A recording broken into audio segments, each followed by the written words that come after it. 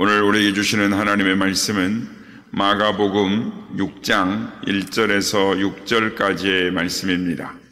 마가복음 6장 1절에서 6절까지의 말씀을 합독하시도록 하겠습니다.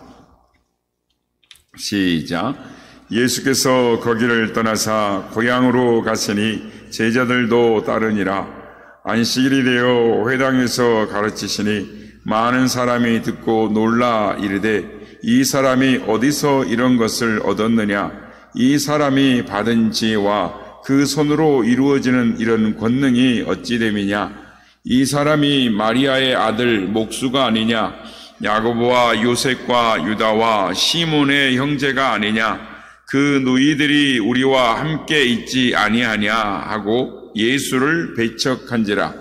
예수께서 그들에게 이르시되 선지자가 자기 고향과 자기 친척과 자기 집 외에서는 존경을 받지 못함이 없느니라 하시며 거기서는 아무 권능도 행하실 수 없어 다만 소수의 병자에게 안수하여 고치실 뿐이었고 그들이 믿지 않음을 이상히 여기셨더라. 아멘. 할렐루야.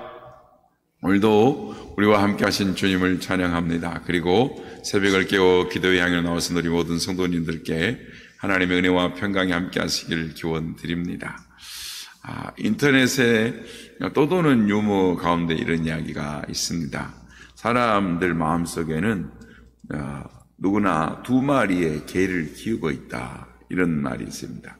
한번 좀 들어보신 적 있으시죠? 처음이십니까? 마음속에 키우는 개 이름 하나는 편견이고 또 한 마리는 선입견이랍니다. 그래서 그런데 이 두 마리의 개를 쫓아버릴 수 있는 또 개가 있는데 그게 백문이 불여일견이랍니다. 그래서 온몸에 흰털 무늬가 가득해서 백문이 불여일견이다. 애칭으로 일견이라고 한답니다. 근데 이 개로 표현한 편견이라는 것은 이 한쪽으로 치우치지 못한 공정하지 못한 견해를 편견이라고 하고 선입견이라고 하는 것은 어떤 사람이나 또는 주장에 대해서 직접 경험하지 않는 상태에서 마음을 닫아버린 상태를 말을 하는 것입니다. 그래서 이 백문이 불여일견이란 말은 이 올바른 견해를 말하는데요. 이 이야기가 말하는 것처럼 사람들 저마다 그 마음속에 편견과 선입견이 자리 잡고 있습니다. 그래서 어떤 생각을 판단하고 결정할 때 이 편견과 선입견이 영향을 미치게 되고 어떨 때는 그 수준이 심각해서 심각한 이 실수와 어려움을 경험하게 된다라는 것입니다. 그런데 이 편견과 선입견은 백문이 불여일견이라는 것은 직접 자기가 확인하고 정확하게 알게 되면 편견이나 선입견은 극복할 수가 있는 것입니다. 오늘 본문에 보면은 이 편견과 선입견에 사로잡혀서 하늘이 주신 기회, 정말 그들이 받을 수 있는 이 하늘의 놀라운 복을 놓친 사람들의 이야기가 기록되어져 있습니다. 오늘 보면 1절에 보면 이렇게 되어 있습니다. 예수께서 거기를 떠나사 고향으로 가시니 제자들도 따르니라. 우리가 이제 지난 시간에 봤지만은 가버나움에 계실 때에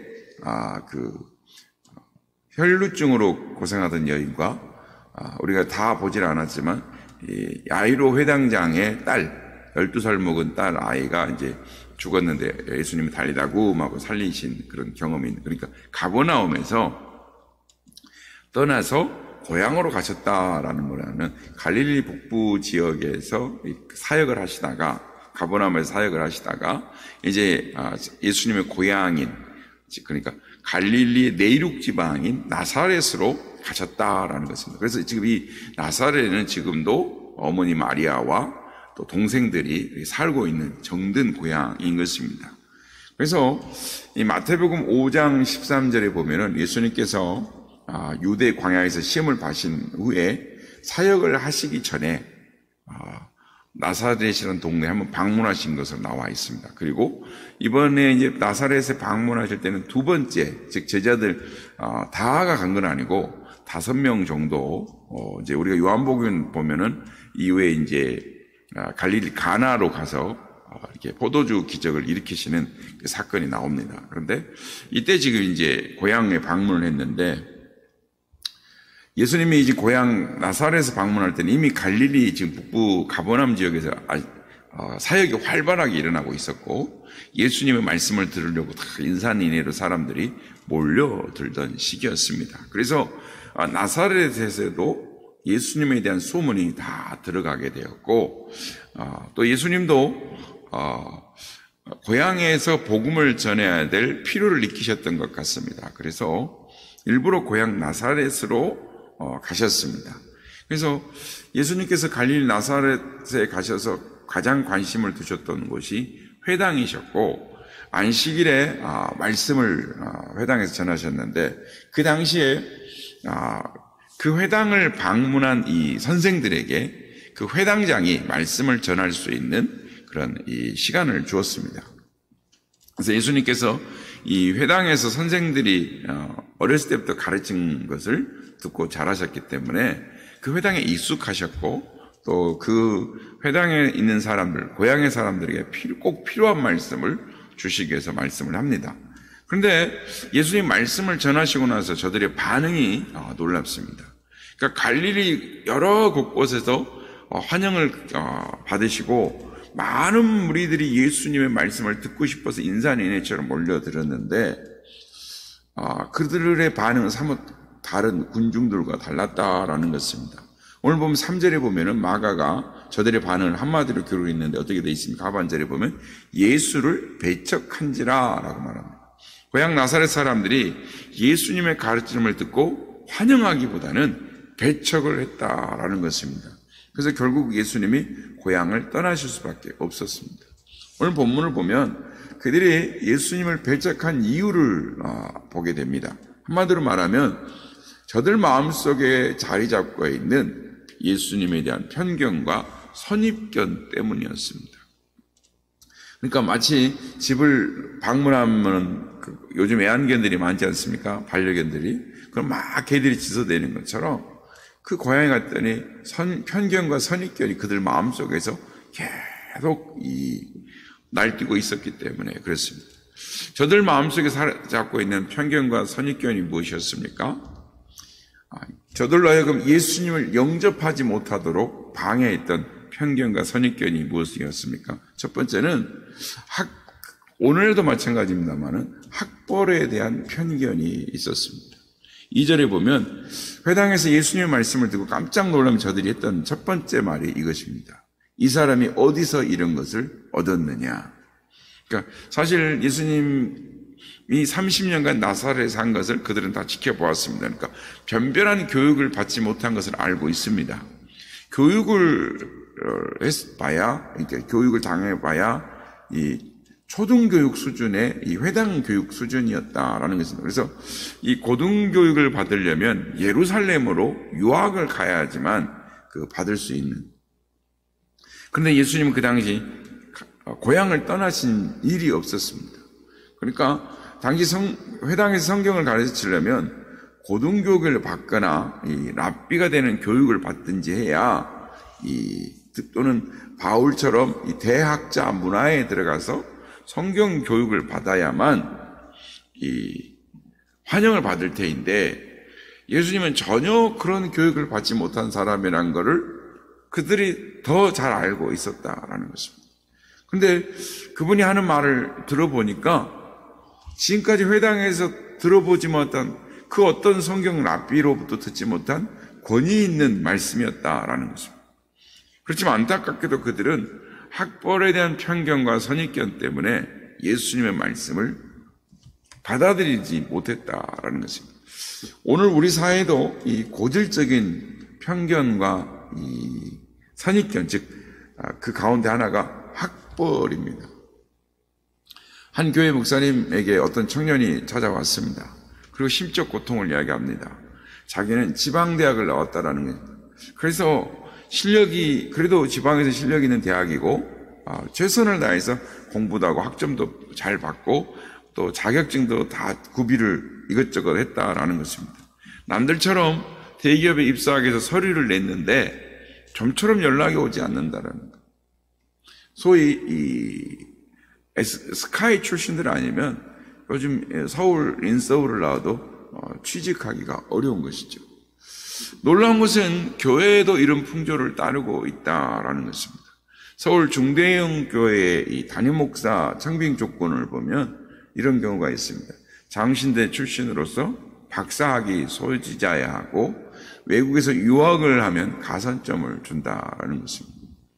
만일 예수님께서 오늘날 한국교회에 오시면 목회를 하실 수가 없습니다. 둘째, 그들의 편견과 선입견은 과거에 대한 것이었습니다.